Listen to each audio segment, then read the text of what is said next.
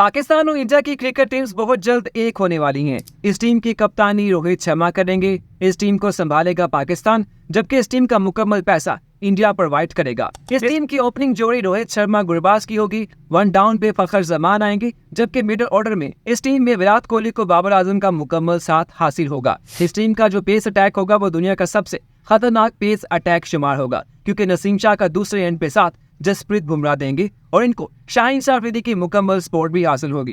इस टीम में राशिद खान कुलदीप यादव के साथ मिलकर बॉल को घुमाएंगे। ये टीम दुनिया की सबसे बेहतरीन क्रिकेट टीम कहलाएगी, जो कि अफ्रीका के साथ खेलेगी। रोहित शर्मा की कप्तानी में यह टीम अफ्रीका में जीत के झंडे गाड़ के आएगी, जिसमें विराट कोहली सेंचुरी बनाएंगे तो पाकिस्तान में जश्न होगा, जबकि शाहीन शाह अफरीदी के विकेट लेने पे इंडिया में ढोल पीटे जाएंगे। हम बात कर रहे हैं इफ्रो एशिया कप की, जो कि अनकरीब होने वाला है। हालांकि नई नस्ल को इसका पता भी नहीं होगा कि ये क्या है, लेकिन ये इफ्रो एशिया कप वो है पाकिस्तान, इंडिया, बांग्लादेश, श्रीलंका, अफगानिस्तान के सबसे बेहतरीन खिलाड़ियों को शामिल किया जाएगा। इनका मुकाबला अफ्रीका की बेहतरीन टीम, जिसमें जनूबी अफ्रीका, जिम्बाब्वे, नामीबिया समेत अफ्रीका के बेहतरीन खिलाड़ियों को शामिल किया जाएगा। ये क्रिकेट टीम एशिया 11 और अफ्रीका 11 के नाम से मैचेस खेलेगी। हालांकि नई नस्ल के लिए नाम सुनने में काफी अजीब लगेगा। उन्हें ये भी लगेगा कि कैसे पाकिस्तान और इंडिया की क्रिकेट टीम्स के प्लेयर्स आपस में एक ही शर्ट पहने एक ही परचम के नीचे खेल सकते हैं। तो भाई ऐसा इससे पहले भी हो चुका है, बल्कि 2 बार हो चुका है, लेकिन आखिरी बार ये इफ्रो एशिया कप आज से 18 साल पहले हुआ था।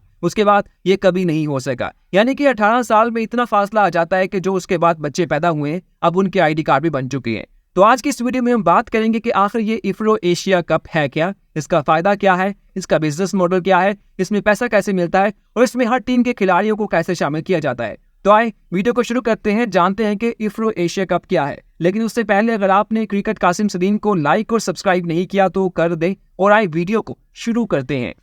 इफ्रो एशिया कप की कहानी 2002 में शुरू होती है, जब अफ्रीकन क्रिकेट काउंसिल और एशियन क्रिकेट काउंसिल मिलकर फैसला करती है कि दोनों कॉन्टिनेंट की टीमों का आपस में मुकाबला करवाया जाए। ये वो दौर था जब पाकिस्तान, इंडिया, श्रीलंका की क्रिकेट टीम्स बहुत अच्छी थी, बांग्लादेश के खिलाड़ी भी अच्छे थे। अफ्रीका में जनूबी अफ्रीका, जिम्बाब्वे, कीनिया की टीम्स बहुत अच्छी थी। इस इवेंट को करवाने के लिए बहुत ज्यादा मेहनत भी की गई, क्योंकि इस इवेंट को करवाने के लिए ऐसे ऐसे मसाइल का सामना करना पड़ा कि लग रहा था कि इफ्रो एशिया कप नहीं होगा।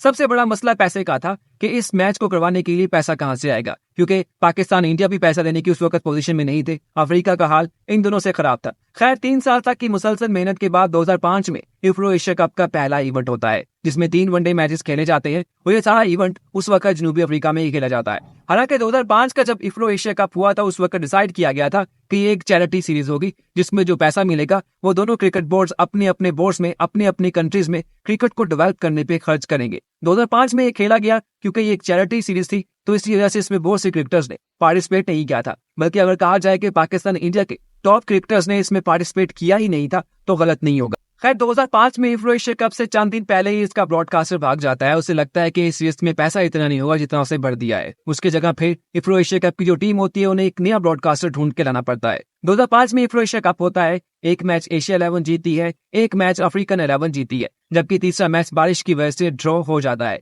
इस सीरीज के man of the match Zaheer Khan India से होते हैं। इसकी कप्तानी एशियन 11 की इंतजामुल हक करते हैं। इस पहले इफ्रो एशिया कप की कामयाबी के बाद दोनों cricket boards, African cricket board और एशियन क्रिकेट बोर्ड ने मिलकर फैसला किया कि अब इनका हर 2 साल के बाद इवेंट करवाया जाएगा। इसी बात को देखते हुए 2007 में दोबारा इफ्रो एशिया कप होता है। इस बार मेजबानी मिलती है इंडिया को। इंडिया के बेंगलोर और चेन्नई में मैच खेले जाते हैं।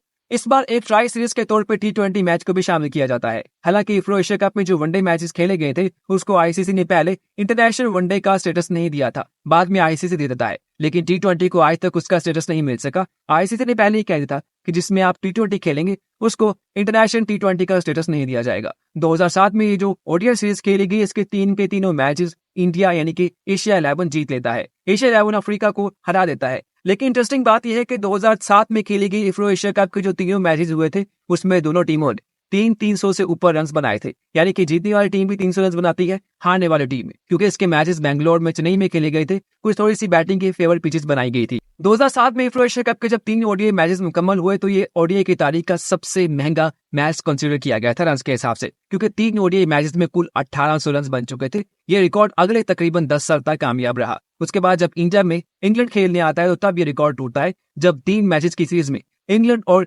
इंडिया दोनों की टीमें मिलकर 2000 से ऊपर रन बनाती है। 2007 में ये क्रिकेट इवेंट कामयाब रहता है। इसमें ओडीआई टीम की कप्तानी महिला जयवर्धने करते हैं, टी20 टीम की कप्तानी शोएब मलिक करते हैं। यानी कि 2 बार इफ्रो एशिया कप हुआ और दोनों बार इंडिया को इसकी कप्तानी नहीं मिल सकी। 2007 के इफ्रो एशिया कप के जो मैन ऑफ द सीरीज थे वो महिला जयवर्धने कप्तान होने के साथ साथ ठहरे थे, क्योंकि उन्होंने सेंचुरी और 50 की वजह से टॉप स्कोरर रहे थे। 2009 में इफ्रो एशिया कप का तीसरा इवेंट होना था, जो कि कीनिया में खेला जाना था, लेकिन 2008 में पाकिस्तान इंडिया के ताल्लुकात अच्छे हो जाते हैं, जिसकी वजह से फिर 2009 में पाकिस्तान और इंडिया की दोनों क्रिकेट टीम्स को आपस में मर्ज करना, एक टीम बनाना काफी मुश्किल हो गया था, क्योंकि उस वक्त इनके आपस में जो क्रिकेट रिलेशंस थे वो काफी अच्छे थे। इस वजह से इसकी वजह से फिर ऐसा पॉसिबल ना हो चुका और एशिया अफ्रीका कप को कैंसिल करना पड़ा, पोस्टपोन करना पड़ा। उसके बाद फिर ये 18 साल तक नहीं हो पाया, आज तक नहीं हो पाया। 2013 में इंडियन क्रिकेट बोर्ड की थोड़ी सी कोशिश होती है। 2015-16 में पाकिस्तान क्रिकेट बोर्ड कोशिश करता है कि इफ्रो एशिया कप दोबारा से करवाया जाए, क्योंकि 2007 के बाद पाकिस्तान इंडिया की कोई टेस्ट सीरीज नहीं हुई। 2008 के बाद इंडिया ने पाकिस्तान का कोई टूर नहीं किया। 2012-13 के बाद इंडिया पाकिस्तान की कोई ओडीआई टी20 सीरीज नहीं हुई, जबकि पाकिस्तान 2023 में इंडिया में सिर्फ वर्ल्ड कप खेलने गया था। यानी कि इनके दरमियान कोई बायलैटरल सीरीज नहीं होती, लेकिन 2016 तक इनके रिलेशंस भी कोई बहुत अच्छे नहीं थे।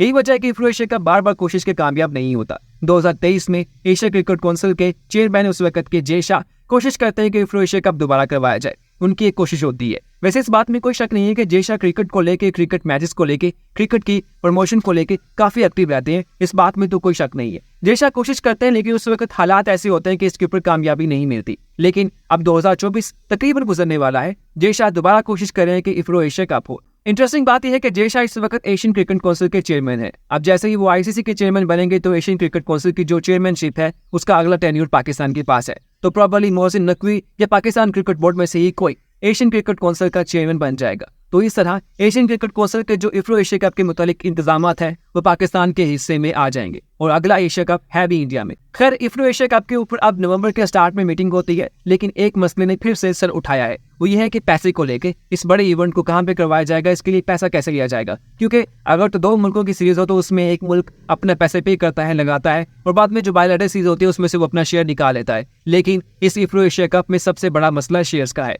क्योंकि इसमें मल्टीनेशनल टीम शामिल होंगी। अफ्रीका से तो 3 होंगी, लेकिन साउथ एशिया से 5 टीम कम से कम होंगी। पाकिस्तान, इंडिया, बांग्लादेश, श्रीलंका, अफगानिस्तान, ये टीम्स कंफर्म है। इन सभी टीमों के जो क्रिकेट बोर्ड्स होंगे उन्हें अपना अपना शेयर भी चाहिए होगा, और क्योंकि उनकी एक व्हाइट बॉल सीरीज खेली जाएगी, कहा जा रहा है कि 2025 के जून जुलाई में 3 वनडे मैचेस और 3 टी20 की सीरीज खेली जाएगी। लेकिन जब इतनी बड़ी टीम शामिल होंगी तो इसमें इनके रेवेन्यू को लेके, प्रॉफिट को लेके काफी ज्यादा चर्चा भी होगी। हालांकि बहुत ही एक हाई प्रोफाइल मैचेस कंसीडर होंगे, हाई वोल्टेज मैच होंगे, लेकिन उसमें हर क्रिकेट बोर्ड ने पैसा भी कमाना है। अगर किसी क्रिकेट बोर्ड को पैसा नहीं मिला तो वो डेफिनेटली अपने प्लेयर्स को इजाजत भी नहीं देगा, और फिर ये टेक्निकली एशिया कप या अफ्रीका कप कहलाएगा भी नहीं। इसी चीज को देखते हुए इसके ऊपर डिस्कशन हो रही है। अब जनवरी में इसका दोबारा इजलास होगा, जिसमें कोशिश की जाएगी कि प्रॉफिट को लेके, इसके ऊपर जो इन्वेस्टमेंट है उसको लेके क्या किया जाएगा। यहाँ पे इंटरेस्टिंग बात यह है कि इसमें ज्यादा पैसा इंडिया को लगाना चाहिए, क्योंकि इंडिया ने इसमें से पैसा ज्यादा कमाना भी है। इंडिया के ब्रॉडकास्टर्स वहां से आएंगे, वहां से इन्वेस्टर्स आएंगे। ब्रॉडकास्टर को लेके इफ्रो एशिया कप हमेशा से काफी प्रॉब्लमैटिक रहा है। 2005 में एक ब्रॉडकास्टर भाग जाता है, दूसरे को लेके आना पड़ता है। 2007 में जो ब्रॉडकास्टर आता है वो भाग जाता है, जो 2005 में भाग जाता है वो 2007 में आ जाता है। अब 2025 में जब इफ्रो एशिया कप होगा तो इसमें भी ब्रॉडकास्टिंग को लेके काफी ज्यादा प्रॉब्लम देखने को मिल सकते हैं। डेफिनेटली लग रहा है कि स्टार स्पोर्ट्स नेटवर्क ही इसकी ब्रॉडकास्टिंग को लेगा, लेकिन इसके जो स्पॉन्सरशिप होंगी, इसके जो ब्रॉडकास्टिंग राइट्स आगे टीवी चैनल्स को देने हैं, उसको लेके काफी ज्यादा प्रॉब्लम क्रिएट हो सकती है। हम उम्मीद करते हैं कि इफ्रो एशिया कप हो जाएगा, पाकिस्तान, इंडिया की टीम्स इकट्ठे हो जाएंगे, बाबर आजम, विराट कोहली एक टीम में खेलेंगे, रोहित शर्मा ओपनिंग करेंगे गुरबाज के साथ, शाहिन शाह, अफरीदी, नसीम शाह, जसप्रीत बुमराह का एक ट्रियो भी बन जाएगा। पिछले 15-16 साल से पाकिस्तान और इंडिया क्रिकेट को लेकर काफी दूर हो चुके हैं। तो टेक्निकली 1965 से लेकर 1977 तक भी पाकिस्तान और इंडिया के ताल्लुकात 12 साल तक खराब रहे थे। अब देखा जाए तो वो 12 साल का टेन्योर यहाँ भी पूरा हो गया। 2013 के बाद अब 2024 आ गया है। 2025 में लग रहा है कि या तो इफ्रो एशिया कप हो जाएगा या फिर पाकिस्तान और इंडिया की कोई बायलैटरल सीरीज भी हो सकती है, क्योंकि जैसे Indian cricket team champions trophy खेलने पाकिस्तान आ जाएगी तो उसके बाद पाकिस्तान और इंडिया के दोनों जानिब से बर्फ पिघलना बहुत तेजी से शुरू हो जाएगी। उसके बाद इनकी बायलैटरल सीरीज होना भी कोई बहुत मुश्किल नहीं लगता। हमको तो इस मामले में काफी एक्साइटेड हैं कि इफ्रो एशिया कप हो, पाकिस्तान के, इंडिया के प्लेयर्स, अफगान प्लेयर्स आपस में मिलकर खेलें, विराट कोहली के चौके छक्के पे हम खुशियां मनाएं, शाहिन शाह अफरीदी के आउट होने पे इंडिया में जश्न का समा हो। लेकिन यहाँ पे एशियन 11 अफ्रीकन 11 के साथ कुछ ज्यादती भी करेगी, क्योंकि एशियन 11 में वो टीम शामिल है जो दुनिया के सबसे बेहतरीन टीम्स है, जबकि अफ्रीका में जनूबी अफ्रीका के बाद कोई दूसरी टीम नहीं है। जिम्बाब्वे तो कई अर्सा हो गया है वो आईसीसी इवेंट के लिए क्वालिफाई नहीं कर पा रहा। नमीबिया कर तो रहा है टी20 में, लेकिन अभी उसकी इतनी अच्छी टीम नहीं है। हो सकता है कि इन्हें चाहिए कि अफ्रीका में ऑस्ट्रेलिया को भी शामिल कर ले, उसमें ऑस्ट्रेलियन और न्यूजीलैंड क्रिकेटर्स को भी शामिल कर लिया जाए। हालांकि उसमें पैसे का बहुत अमल दखल होगा, लेकिन जब यहाँ पे इंडियन क्रिकेट बोर्ड शामिल होगा, इंडियन ब्रॉडकास्टर्स होंगे, तो चाहे आप मार्च से भी किसी प्लेयर को मिला लें, वो इस कप में खेलने के लिए आ जाएगा, क्योंकि जो कुछ मर्जी कर लें, हर शख्स खेलता पैसे के लिए। Thank you. कैसे लगी वीडियो लाजिम बताइएगा। अच्छा लगे तो क्रिकेट कास्टिंग स्ट्रीम को लाइक और सब्सक्राइब कर दीजिएगा, इससे हमें बहुत मोटिवेशन मिलती है। शुक्रिया।